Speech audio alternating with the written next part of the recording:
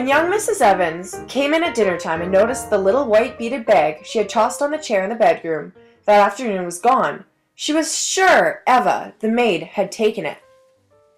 The girl, helping her clean out the chest of drawers in her bedroom, had found the bag she put aside a year ago because the little white beads had come loose around the metal clasp.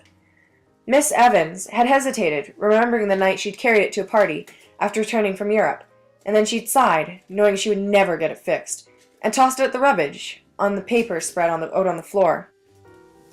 It is pretty, isn't it?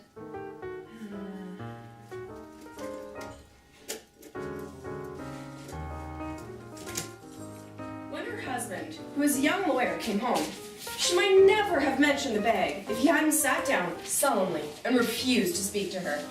They had quarreled the night before. They had been married only a year, but in the last few months, there seemed to be some tension and strain between them that puzzled her and made them sometimes want to hurt each other terribly. When she saw him hiding gloomily behind the newspaper, she was touched and regretted the quarrel. She wanted to tell him that he was wrong about last night, that he was crazy if he really thought she expected him to drop all his old friends, and that she understood he could still be in love with her and yet want some freedom of his own.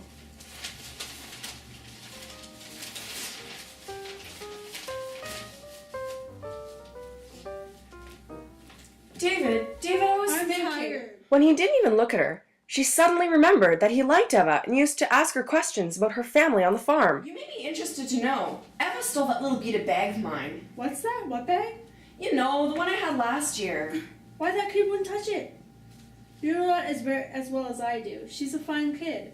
You've been trying for weeks to find some little flaw in her, and you've had to admit yourself you couldn't. Don't start picking away at her. I'm not picking at her or at you. I'm just stating the facts. The bag was there this morning, and it isn't now. I don't think she's taken it, that's all. Well, we can soon see if you doubt it. Well, I certainly doubt it. Of course you do. Of course you do. You just mean you doubt my judgment on everything. Well, I'll show you.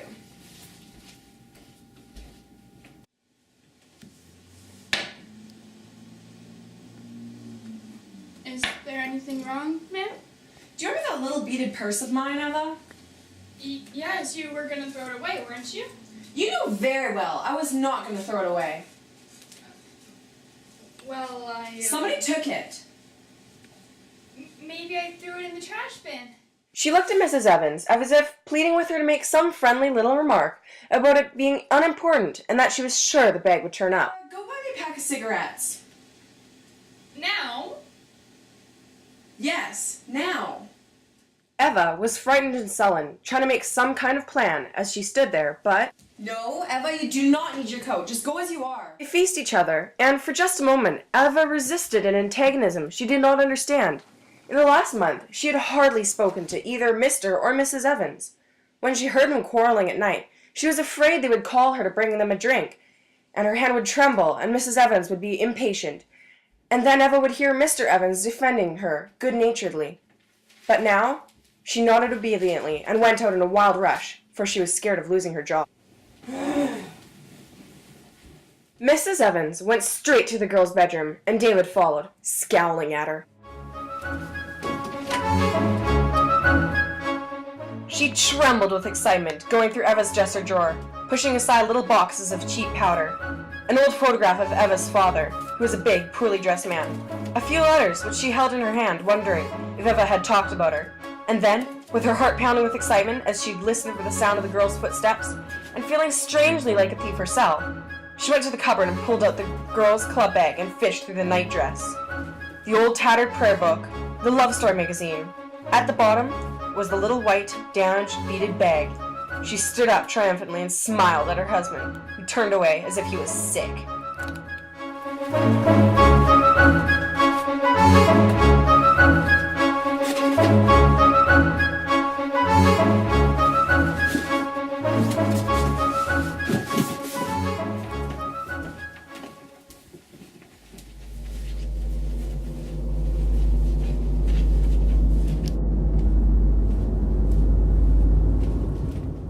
As she followed him into the living room, the door slammed and the girl came rushing in. flushed, her eyes full of apprehension, and she handed Mrs. Evans the cigarettes. Thanks, Emma. Well, I was right about something. Aren't I right? No, you weren't right. I don't know what you mean. You saw it there in her bag. Don't you believe your own eyes?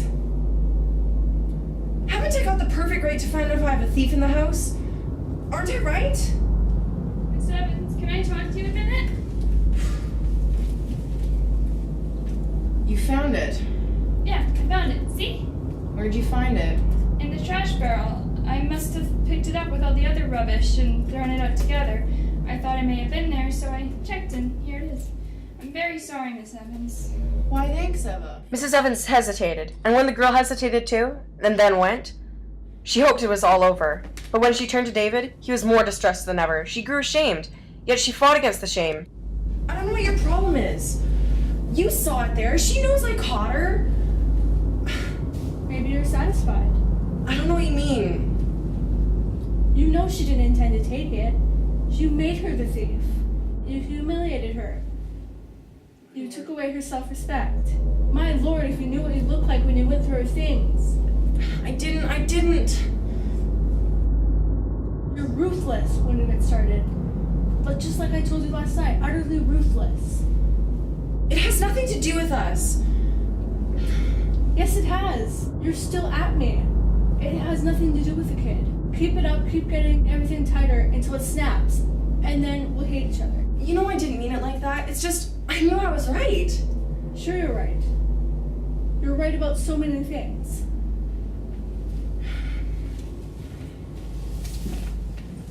I don't know what's the matter with you.